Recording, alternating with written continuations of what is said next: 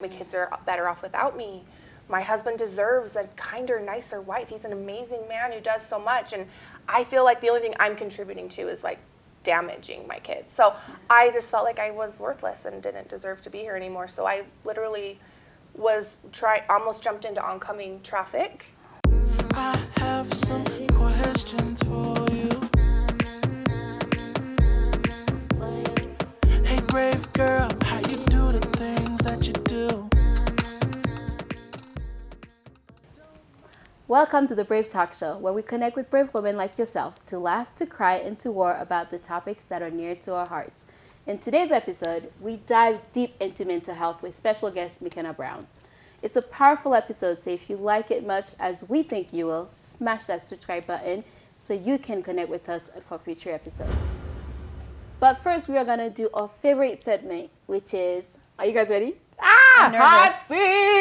Oh no, okay. We haven't done this one yet. This is your new one. This is the first one. And you're really excited I'm about really it. Does that make excited. anybody else nervous? She's Yeah, so it makes me excited. I'm like Robin right now. I know, like, what's she gonna ask? I haven't farted Okay. in any purses lately. First question, and I really hope you what is something that you do, and you know you do it, and your husband hate it, but you still do it? Ooh. You have to give yourself up right now, because he knows it, and you still do it because you know it will get to him, but you still do it. Oh, so we Oh, you do it on purpose? Like Yeah. you do it? Like I do it just to like piss him off. Okay. I know he hates I know it. exactly what I do. Okay, who's Oh, going first? really? So Teresa, sometimes my husband will say something that is like, are you kidding me? You know, and it's like, I could respond to that, or I could just ignore him and pretend like I didn't hear. Ooh. And so that's what I do. You like So, ignore him because you know. Like, he's let's say he makes some joke and he's like, I don't know. I can't give it a specific off the top of my head right now, but if he says something kind of snarky, if I feel like I'm gonna flip right now, I You don't give I him the don't even satisfaction. respond. Like, I don't even look at him. He'll like say it, and I'll just like keep doing whatever it is that I'm doing. Act like you didn't Like know. he's trying to get Yeah, you to and I engage. just like don't even respond. And then he'll be like, "Did you hear what I said?" And I'll look at him and I'll go, "What?" So that he's missed the moment. The moment's Yeah, missed. I won't give him Yeah. The satisfaction that he got satisfaction. to Yeah, give I it. just I like love pretend like that. I don't even hear I it. love But that. I heard it. Oh, I heard it. You're like, but I'm not gonna give you it. Okay, Robin. Ooh. You just hate it, but you know what? You're gonna do it anyway. Oh, shoot. I never purposely piss off my husband, just so you Wait, know. come I'm back to me. really, She's really sweet good. as pie. Come back to me. I'll have one. Come back to me. Angel, you see my halo? I don't know, Brittany. I can't help it. I have this, I don't know if this is what you're looking for, but I pick my fingernails. On the bed, don't you? Oh, don't you? Anywhere. It's a terrible, terrible habit, and it drives my husband nuts. Like, we'll be watching a movie, and I'll just be sitting there, like, scraping my nail polish off, which is always clear, because if it's a color, then you could see me and how much scraping I do. And he's always like, Like, stop and doing then I'll that. be like, and he'll, like, take it, and so then I'll finally be like, hey. But it drives him nuts, especially, like, if I ever take his car and I scrape while I'm He finds your driving. scrapings. Yeah. Then he's like, Brittany! I like, actually, sorry. I have mine. I love it. So I don't do this on purpose, but when I do it and he tells me to stop, I just don't listen. So I love to pick my dead ends. And when we're like driving somewhere, I'll just pick them. And before I know, I'm like covered in hair. And he's always like, stop, that's so disgusting. You look like you have dog hair. And I'm just like, I don't really care. I'm still gonna do it. Yeah. Our husbands love us. Wait, are you Mom, what about answering you? yours? Oh my gosh, your host, if I can't sleep and he's sleeping soundly, I want to talk to somebody. You wake him up? I wake him up. I Yeah. pretend I bump into him. And they're like, oh, Or you're accidentally. awake? Oh, glad you pillow talk time. That's awesome. Kill me. Yeah. He's like, why do you do this? I'm going downstairs. I'm like, no. You're like, no, just stay here. But you're awake, so let's talk. Yeah, hey, you're awake. I didn't know how that elbow got into your face. I know. That's weird. Oh my gosh, I love that so much. That is good. That's it. Thanks for playing, ladies. Yeah, it's fun. Thank you. Okay. All right, so let's jump right into the heart of our episode today, and that is mental health. We have McKenna Brown here with us today, the Wonder Woman of mental health, creating self-confidence, nurture, and help us how to heal ourselves. So thank you for being here, McKenna. Thank you for having me. It's such an honor to be here. I was so excited to be asked to be here, so thank you. Okay, so let's get right into it. Okay, Tell let's do us it. how it started, like what happened. I guess the best way to describe it is where I thought it was ending, is where it was really starting for me. And looking back and seeing like God's hand in all of it. It was that I had my fourth child, and I was really struggling mentally. The baby wasn't sleeping, and I was on the brink of anger 24/7. I mean, any little thing would send me off just screaming all the time. And then the self-shame hits in because you don't want to be yelling at your kids. You don't want to be angry all the time. And come to find out that I really was just struggling immensely with anxiety. Anger is a huge side effect to anxiety. And I got diagnosed with obsessive compulsive disorder. Like, it was an ongoing joke my whole life. Like, oh, McKenna's OCD. But I always say that's how I get shiz done. Like, I'm OCD. Like, give it to me. I'll get it done. Yeah. But what was happening is that systems were off. And you know, I wasn't sleeping, and I was angry and yelling all the time. So there was just one day I lost it. I threw a chair against the wall. I threw this like toy horse down the stairs, the big ones that like the kids sit on, the toy trampoline. I mean, I lost it, and it felt like an out-of-body experience, and I couldn't control myself.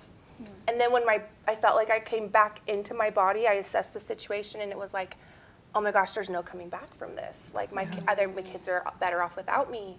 My husband deserves a kinder, nicer wife. He's an amazing man who does so much. And I feel like the only thing I'm contributing to is like damaging my kids. So I just felt like I was worthless and didn't deserve to be here anymore. So I literally almost jumped into oncoming traffic.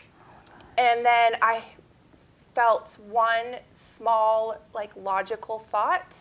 And it was to call my friend Brittany, it's just the angels that are with you during those darkest times. You feel alone, but when you look back, you really see God's hand.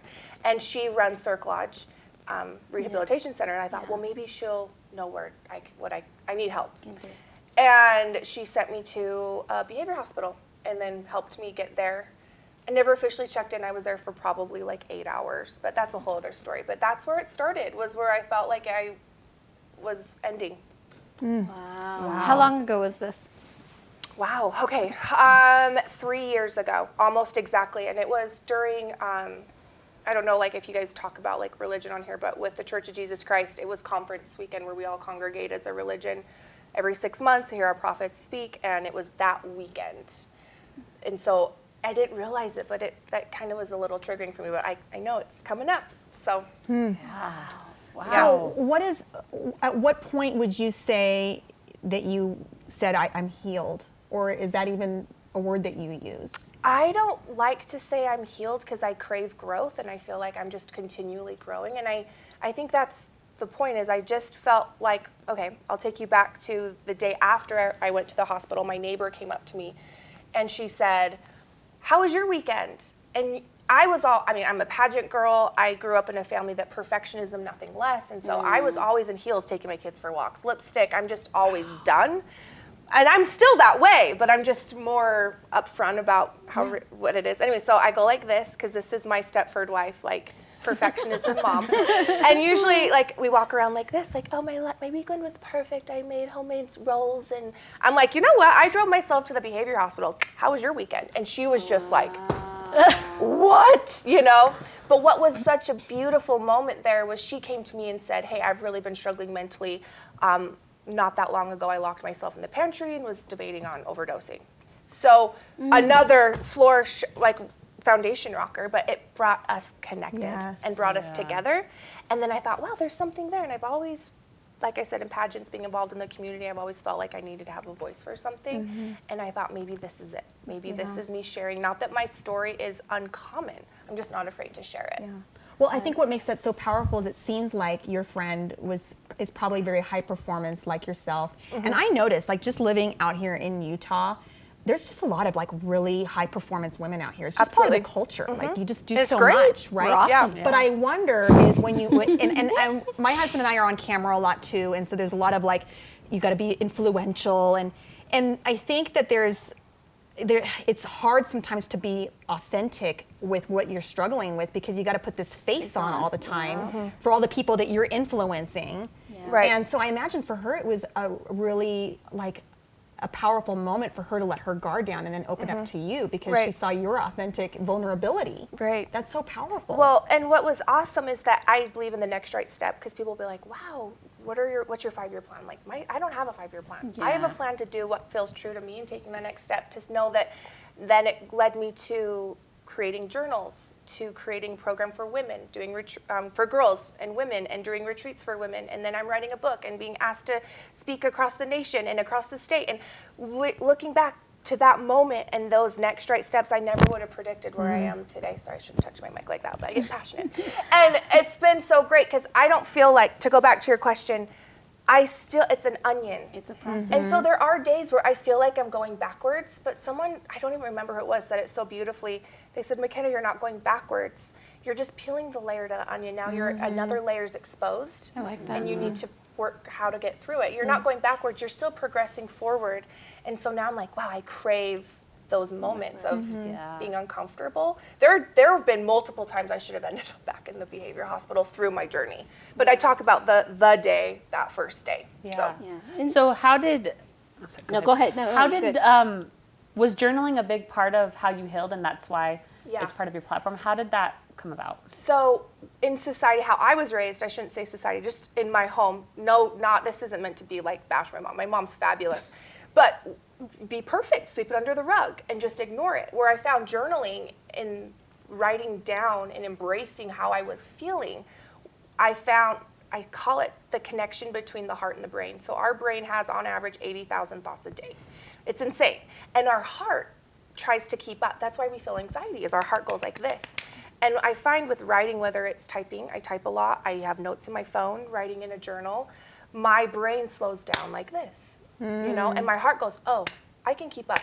And then when they connect, inspiration happens, intuition happens, and that's where I have found why I feel the way I feel, or connection to, and having inspiration for myself is when I write. So that's why I created these journals, because I believe, I'm not this avid journaler. I don't have a bookshelf, because Scott's like, well, you're not, what do you tell women? I'm like, that it's okay to journal once a month or once a year or every other not a day, or timing if it's thing. every day, do that for you. But for me, it's like something tangible I love to give to women with a call to action. And That is awesome. the call to action. So I guess there's a taboo. So I used to work at a psych hospital for 4 years. Yeah. So when people admit themselves into a hospital, it is very terrifying because a lot of people are looking like, now my life is over. Like I have to tell people that I was crazy. Like the I hate stigma, the word crazy. yeah, the I hate stigma the that word comes crazy. with going in a psych hospital.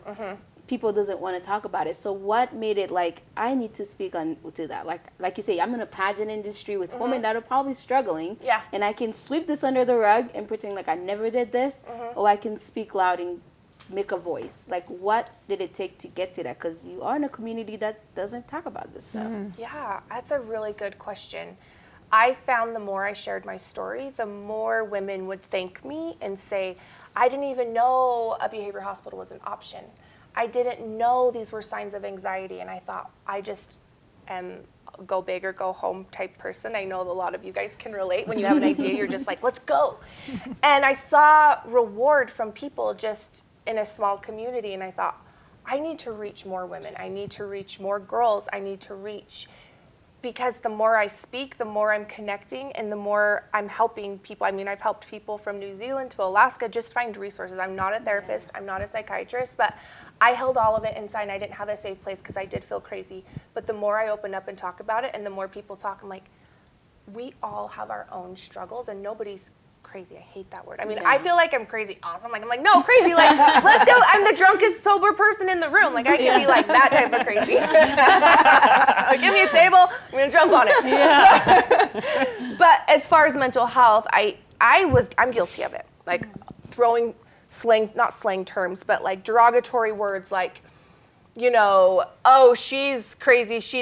Did you forget to take your pills this morning? Like, those are really horrible things that have come out of my mouth. Yeah. And then being like, oh, that's really horrible. I shouldn't ever say that. But just to be kind of joke about that. And it's actually a lot of us are struggling. So to go back to your question, I feel like it was really rewarding and I craved that. And I just felt called to it. I don't know how else to say it. Like, I just felt really called to that. So our community has been hit really hard. Like Utah's number when it Yeah. comes to suicide is super high. It competes with the national, which shouldn't be a thing. And our kids are suffering with it. So like, and I know you speak in school. What is the approach of teaching kids? Because I think we have to find a balance, because that's what I'm learning. Kids are learning about mental health, but also how much do we tell our kids about it? Because Absolutely. sometimes too much can be too much too. Uh-huh. And I'm realizing Yeah. that, like, my son now is using the word anxiety all the time just because he heard, like, we talk about it, and then now he's hearing it, so he's like, anxiety. Oh, I don't want to do my homework. I have anxiety. I don't want to eat because I have anxiety. right, So it's just right. like, how do you balance Right. tell your kids? Because I do think there has to be a balance Absolutely. of how much you're teaching kids about mental health Yeah. and suicide. Well, and I don't really think about it as teaching kids mental health per se, but I feel like I'm giving them skill sets and tools. So Jeffrey, what's his name? I forgot his name, but he's the Campbell Soup for the Soul author. Anyways, he did a study, and he followed kids from the age 1st grade to 12th grade. And he did a study on when their confidence starts to shift and their self-love starts to shift. I actually think we should do a new study, because I believe it's happening younger and younger, yeah. especially working with Younger. these Oh, 4th yeah, graders the definitely. other day. Devastating what I was seeing them write down. Their confidence, he said in his study, was 10. The confidence peaks in your life at 10 years old, and then though only 1% of the group of kids they followed were confident.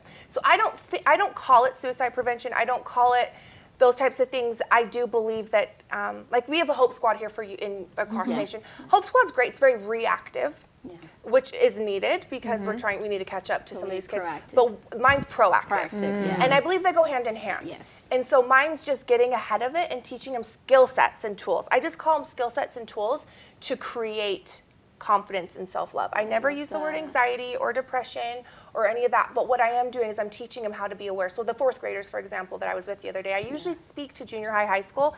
And so 4th graders can be it's just a shift of how to communicate to these kids.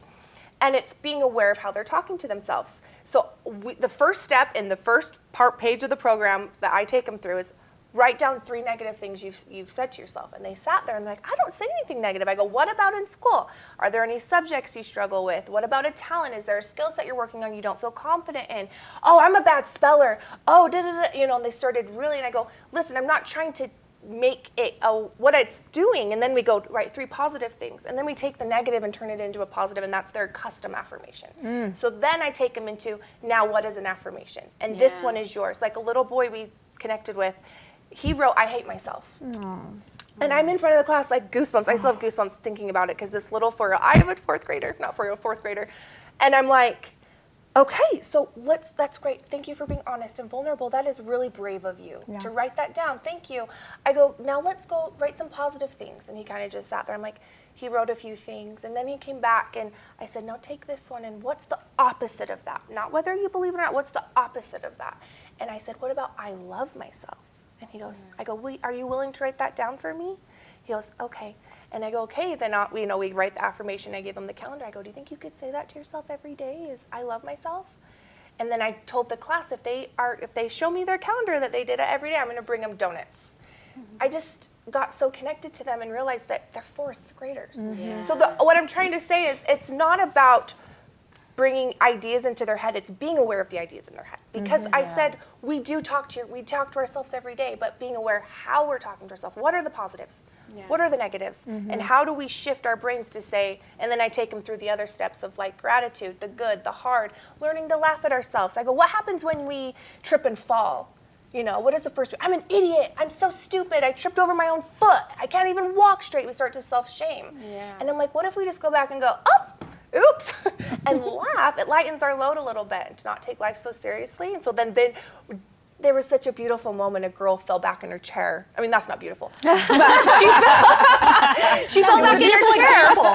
And she and I go, this is a perfect example. Thank you for providing this opportunity. And I go, by raise of hands, who's fallen back in their chair before? And the whole class, and I looked around and I go, is it a big deal? Should you be embarrassed? No, you just laugh it off and get back in your chair. We've all done it. What helps us realize is, guys, it's not about being perfect. We're not robots. We're human beings. And they were like, oh, it just was so beautiful. So that's what I take them through. I don't talk about those words necessarily, but I'm trying to be proactive to prevent that by giving them Right. skill Love sets that. and the tools. Sorry, that was a long I time. love that. So I have Good a for adults. Yeah, I do have it. I was thinking I that have the it entire for time, adults, like, too. adults need Yeah. that. Like, No, we do. So I have a 4th grader, a little daughter, and we actually just barely started therapy this past week because Great. we've been I've been noticing those things, like she's shaming herself, she gets really embarrassed, she's saying she's having problems at school and different things.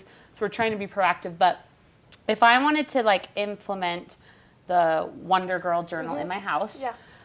do you have any tools or ideas on how I can start doing that with her and get her to participate? 'Cause I Yeah. can already see her now, I don't want to do this, I don't want to write this. Absolutely. Yeah, I would agree. My son, he's 4th grade also. He's also struggling with some self-esteem issues. We were talking. He hates to write though. Yeah. So if I were to try to give him a journal and be like, write, he would not do that. Right. So, It's so right? true. So have if I two- go home yeah. tonight with the journal and I tell my 4th grader, give me the dialogue on how I could present this and get her excited. Okay, so there's two things I would say. I talk to my girls because I do this, and they still struggle. We did an exercise the other day that I do, and it's kind of hard to help them get through that. I would say one thing. I have videos online that I give them a box, and it's like a gift. So I want it to be like they're opening a present. I put candy in there, and I say okay, set a reward. So these kids, they're doing affirmations. It's bribery, but it helps get them into the motions. It's good bribery to kind of say hey, let's set some goals together. Okay, so what if we did this together? And when we finish it, we'll talk about it. And because I promise once they get started, they'll enjoy it. A lot of moms do it with their daughter, and they journal. They have the prompted journal for women and then the prompted journal for girls. They're the same, just worded differently for their ages. And it's built a gap between the two. A lot of the times when women come to me, I got this asked yesterday, well, how would I get my child the same thing to do this? I don't know if they'd be willing to do this. I go, are they part of any extracurricular sports? Are they part of any teams? Are they part of any youth programs? A lot of times when they get with their peers and they all are doing it together, it ends up being really successful. That's how I've really gotten through, is parents being oh, my daughter's on this cheer team, would you come speak to the cheer squad? And then we all get together, and it kind of makes it normal where they're doing it with their friend. And it actually has been really impactful. So I have these videos online, and so I can reach kids nationwide. And so we send them out as a present to make them excited about it. And then I tell the parents set goals with them. Once we do this, let's do something fun, Pavlov's dog type study, reward it, make it a positive experience.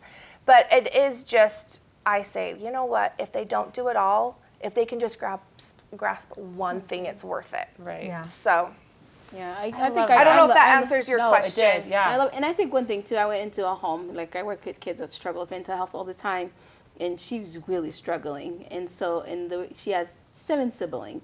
And so one thing that I said to the parents, because we had to come up with a plan, I said, well, instead of just her, having to do this and being isolated in her feeling and her mental health, you all do it as a family. Family, You know what I mean? absolutely. So you go do this. Her coping skill, if it's music, play music around the house, dance with it. Don't let her be in her thoughts. That's 1000% alone downstairs. Because good. when she's struggling and you say, go to your room and write in your journal, then she's isolated writing in her journal. isolated. So it's okay, then let's all talk about it, because so right. we don't talk about it in the home, and we seeing this where kids are bullying other kids because it's not normal, and then other kids are taking their life. So I guess in the parent realm, how do you talk to parents and how to teach their kids to be kind? It's just so weird It's to so say that, hard. but how do you do Well, I would that? think that, so one thing that I've been doing is, I feel like McKenna, our stories are so similar, everything you've been saying.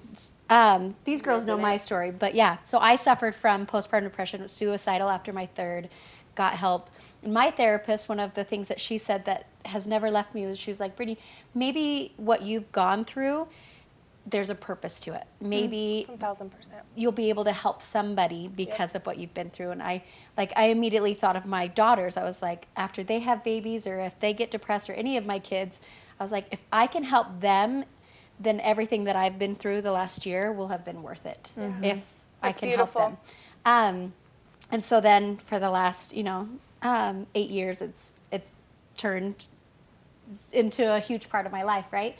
But I'm really open with my kids, where on Saturday I went to a workshop, and my kids were like, "Where are you going, Mom? Why are you leaving us?" And I was like, "Hey, our brain is a muscle. Just like our body's a muscle and we go to the gym or we go exercise to strengthen our bodies, I'm going to this workshop to strengthen my mind, because mommy has a mind just like yours, and we all need to strengthen it and put effort into it and like progress and grow and do these things to help.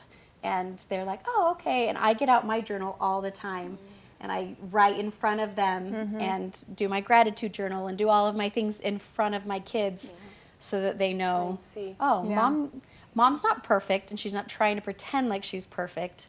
And she's going to do it right along with us. And they all have their journals too. And I try to bribe them with candy. I'm like, there's a fruit salad for you. Well, I love how you say You do it it. as a muscle, because that's what I do when I go to these sports teams or cheer teams or whatever. Connect with them. I tell them, you guys, what are some tricks you guys work on? Okay, what are some exercises you do to build strength? What muscle are you working on? And I kind of get them talking, and I go, what if I told you 90% of what you're doing is between the ears, and your brain is a muscle, and this is part of your exercises to help your brain so you can be a better athlete? So you can be a better cheerleader or a better soccer player, a better person. The brain is a muscle. And the second I go, it's an organ. Like I take medication for my brain. If you were diabetic, you would take, insulin. So I talk about like these resources that we have that help strengthen our brain to be better athletes. So that's the kind of a way that can connect with kids, where it's like, do they have a hobby? How can you correlate like taking care of your brain as a muscle as what they do as with basketball or cheer, whatever. And I love what you say, because it's really like kids learn from what we're doing. Yeah, you know example. What I mean? Example. And so we have to set that example that if it's important to us, we're taking care of it. Like I'm gonna go take care of my brain, and in teaching, like, yeah, it's important to take that time and just chill, like, So I think it's a great example that you do that, because it's just give them an outlet to be like, oh, you know what? Yeah. Yeah, I get it. Well, It's it's And getting me not to be ashamed of it either. Like if they start feeling mentally unhealthy or they're in a slump or something, be like, what's going on with me? I'm crazy. Or, they start feeling that shame. It's like, oh no, it's just like if I were to hurt my leg or I haven't worked out my, my biceps for a while or whatever it is. It's like, no, it's totally normal, and it's just something that you haven't been focusing on, and let's put some focus on it. That's really cool. What I like about what you're saying is it seems to also, it puts us in a place of recognizing to break the cycles of any, like, our parents meant well. Absolutely. All of our parents meant well. They did the best that they could with the knowledge that they had. 100%. But they are a product of the relationships that they had with their parents and what happened in their home, and then the generational things that go back, right? And so I know that I'm learning, even my own mental health journey that I'm on right now, is a lot of like the things that I do as a mom and my husband, that what he does as a dad, like some of the bad, I want to use the word, some of the bad habits or just things that we don't even consciously know that we're doing. We learned from just our parents, but when we become more aware of it and going, okay, well, what is that modeling to my children?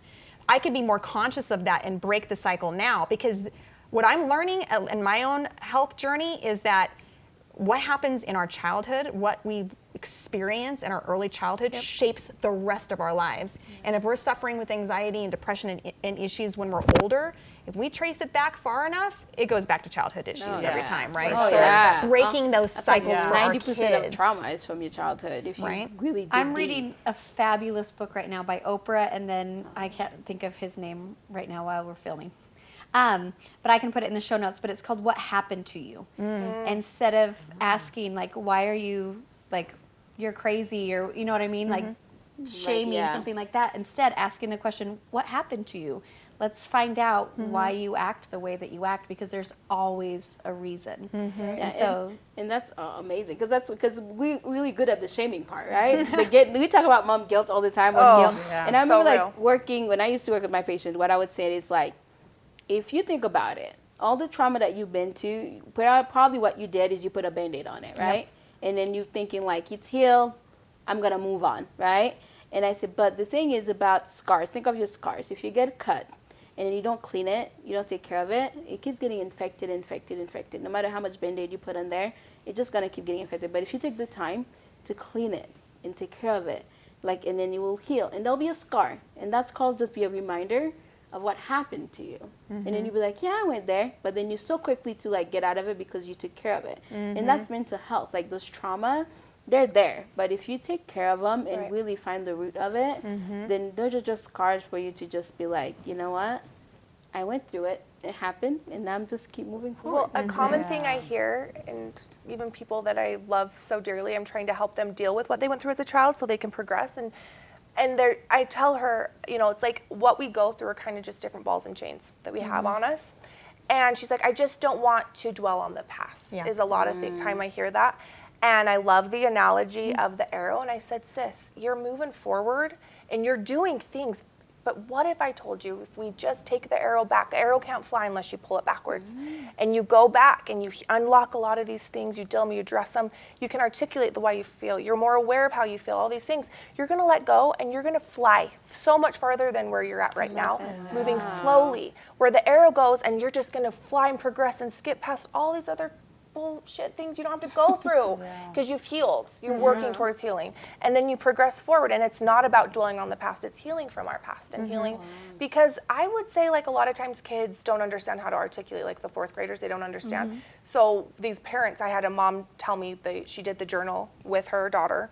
And they had found out through the journal. So she would journal and the daughter would journal. And so they both would like share. And the mother would write and she would write going through the steps.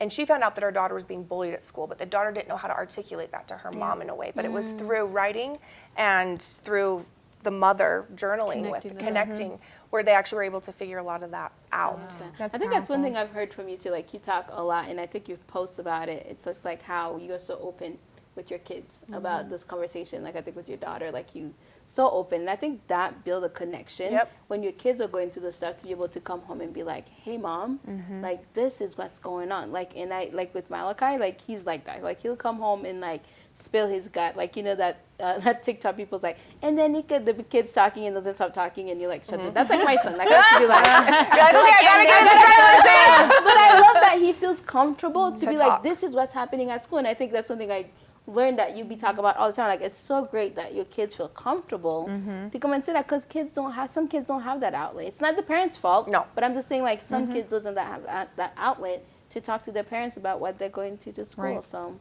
especially if you're in a house that has a similar thought, that some of what you were going through, where it was like you just sweep it under the rug. You're strong. You're tough. You get through it. Buck up. And they mean well. They mean well. But what I'm learning, I'm reading a book called, and I can put it in the show notes too. It's called The Body Keeps the Score. It's a really powerful book. But what I'm learning is like you can sweep it under the rug all you want and not talk about it. Your body's going to remember. Oh, yeah. The body will remember, and it'll come back out later, maybe not in a conscious memory of, oh, I'm feeling this, and that reminds me of when I was 5 and this thing happened. But what happens is your body feels the same sensations that it did back then, and it triggers you to act, and you don't even know why you're acting that way. Yeah. But if you can go back and figure that out, then you can catch yourself and going, okay, I'm feeling this way because get of the that skill thing. sets and the tools. Those are not true about myself. And you do your self-talk that you need to pull yourself out and start making My progress. therapist told me, she's like, because I get into these moments where I get dysregulated.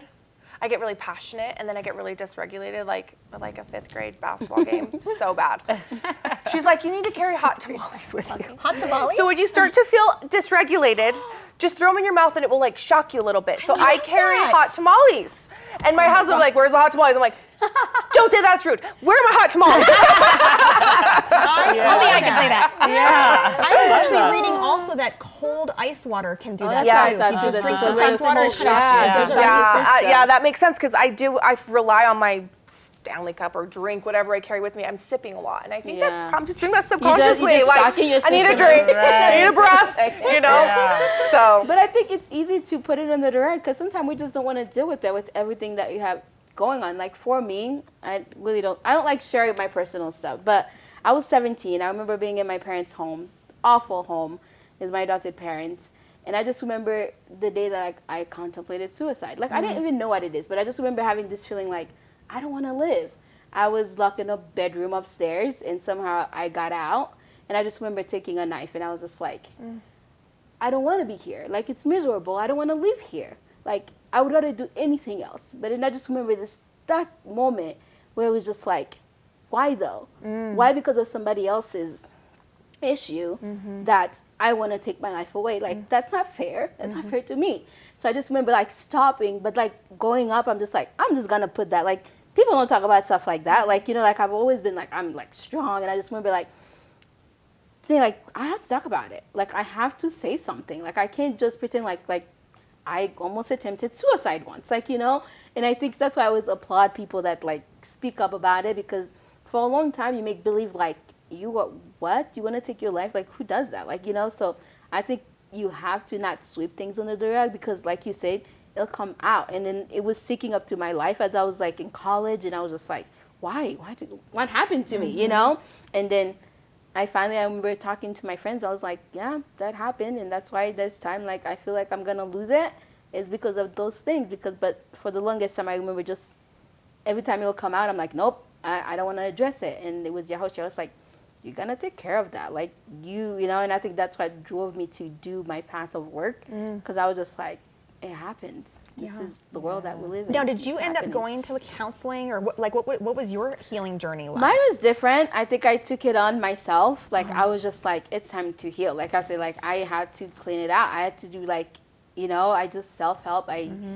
Affirmation. And then I saw a therapist, but it was like couple therapy. But at the same time, it was kind of good to talk to somebody. And then Yahoshi's always been great, supportive. So I just kind of put myself through it. And then I was like, I want to help people. I want to help kids like me that are adopted or going to a hard home. And I just want to be able to be that. It's not something, you know, I always say, like, I don't want people to feel sad for me. Like, that's my thing. I don't want pity. I don't want, like, you know what I mean? And Yahoshi's like, no.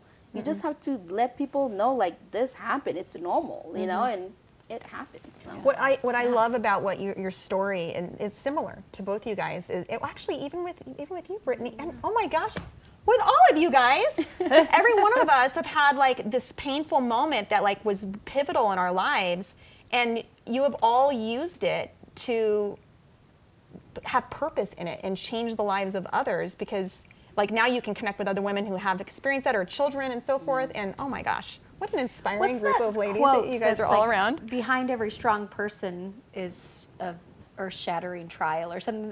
They're strong for a reason, right? There are things that they've But been if through everyone that have made knew them that, strong. that they're hard, right? So I talk about, like, hard, that my hard might have been this. I don't want you to ever downplay your heart, because on paper, I mean, that's a good perspective that creates gratitude in your life, to say, like, oh, I have it better, or, you know, my heart's not as bad, or whatever. But to really embrace that, you know, maybe you didn't contemplate suicide, or maybe you haven't gone to the behavior hospital before, but you're going through something hard right now. I want you to know that that's okay, and that's your heart, and to validate that, to know, like, yeah, it's good to have perspective as well, like, to step out and go, it could be worse or whatever, but don't let yourself go there. Don't let yourself go there. Really Take sit in it and take comparison out of it. time and really go, this is my journey. This is my road. How can I learn and grow from this hard? And so I think that it's important to know that your heart, whatever you're going through, is helping create, peeling back the onion to progress you to, you know, to reach and help other people too. And to better face the future trials, because let's be honest, like, this life's Right. not over, and we don't know what's ahead. And I find that a lot of the things that I've gone through in the past prepared me for what was up ahead. You know, and just 100%. getting stronger and stronger. I think that I feel the same way. Life doesn't get easier, unfortunately. Yeah. We just get stronger. We get stronger. So, McKenna, you talking about hard. McKenna gave us all her Wonder Woman journals, and I'm so excited as I was looking through it. So every night at dinner, I always ask my kids. So I really believe in family dinner, and we go around. We say, "What was the best part of your day?"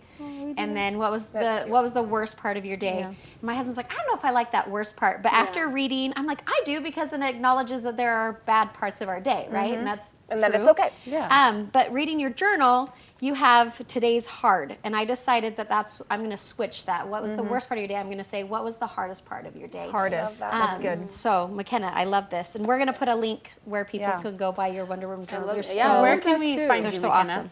awesome. On all the socials. So on the social medias, Instagram, my Instagram handle is McKenna Rose Brown. And then my website's mywonderwomanjournal.com. And that's where the journals are and stuff. Oh my so. gosh. Wow, but what an amazing The world episode. needs you. Well, the world Your needs all of story. you. They need everyone. They need whoever's watching. They need you too. We all have a special This is true. gift and strength that we add to the world. Well, thank you so much Thank for joining you. us today. Yes. If you loved this episode, hit the like button and let us know We have one question from a community member that we want to answer today. I'll share the question, and then we'll each give a short, sweet answer that we hope you appreciate. The short and sweet is variable. Okay, so here's the question from one of the audience members. Could you make an anonymous post asking about how to fix complacency in a marriage? We have been together 3.5 years, married 1.5 years, and have a 15-month-old. My sex drive is pretty much non-existent when it comes towards him. Half the time I just want to take care of it myself. He thinks I'm just ready to go, and yes, I've expressed about that, but at the same time, even the thought of sex I just don't want. My sex drive before my daughter was pretty high. My husband is complacent, and I feel like a lot of our problems stem from that. There is so much he doesn't take care of himself grooming-wise. It's like pulling teeth to get him a haircut or look nice. He has shirts from 5 to 8 years ago he still wears and doesn't ever get nice stuff. He doesn't plan date nights, surprise date nights, nothing.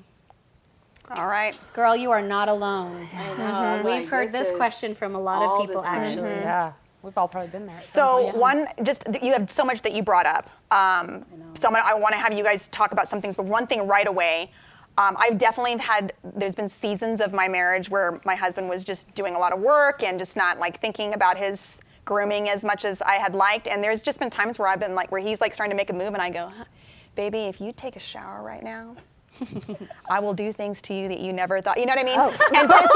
But it's like then he knows, like he's running to the shower. You know what I mean? And then I don't mind because like I'm not having to smell his stank. So you know what I mean? Yeah. We keep breath mints in my nightstand drawer so that we can always.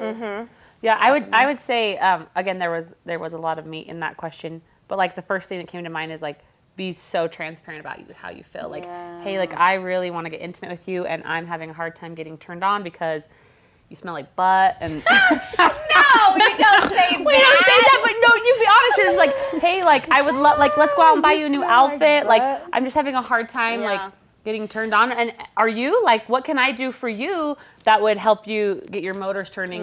Yeah, maybe use it as a reference for both of you because she's mentioned that he's complacent as and well. She's complacent. So maybe if you're like, hey, I really want to connect with you. Yeah. If you see a cute shirt for him at Target, like go pick it up and hey, look what I got for you. Or ask him to plan a date night. Say, hey, can you plan it? I'd really like to go on a date night. Can you plan something for us? Or she could plan a date night. That's what I was and the date night can thinking, be too. they go together and they go pick out an outfit for one another at Target. And go on a date and then afterwards. go on a And date. wear it, and then go out. Yeah. And take a shower before they go out. Yeah. There you I go. feel like go. sometimes That's in a relationship you have to, if you're waiting for your husband to do things, like they're not gonna do it. Yeah. Like sometimes I buy my own gift. Yeah. Sometimes set up your own date. You know what I mean? And be like, hey. And I think that's I'm going to be straight with you. That's what I have to do with a lot of things like Mother's Day. I tell my husband, okay, Mother's Day, I would like to go to brunch. Yeah. And I would like to have this. And I just tell him because I know that if I don't, like, it's not going to happen, then I'm going to be mad. So like, Thank you. I'm just going to tell you what I want. Yeah, exactly what I did. What if you could also do it where you like alternate. So you're like, I'm going to plan a date night this Friday. Can you do the next Friday? Like, this is really important to me. I feel like we're disconnected. I'd really like to connect again. How can we do that? What are some of your ideas? These are some of the ideas that I had. And work on that connection part and the date nights. And then I think the sex will come. We're actually going to do an episode on that soon. But start on those little things. I think that'll kind of get the engine going. It might feel like you're kind of going through the motions, like, ugh, I don't want to plan a date because I'm mad at him and he annoys me. But you do it because you know that that's what's going to help.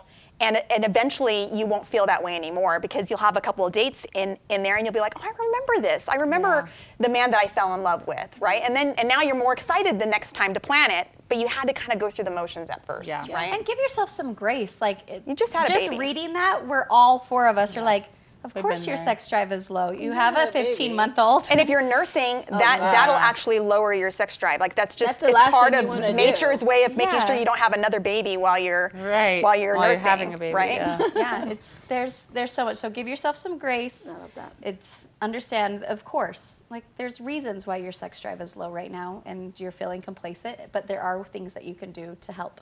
Yeah, awesome.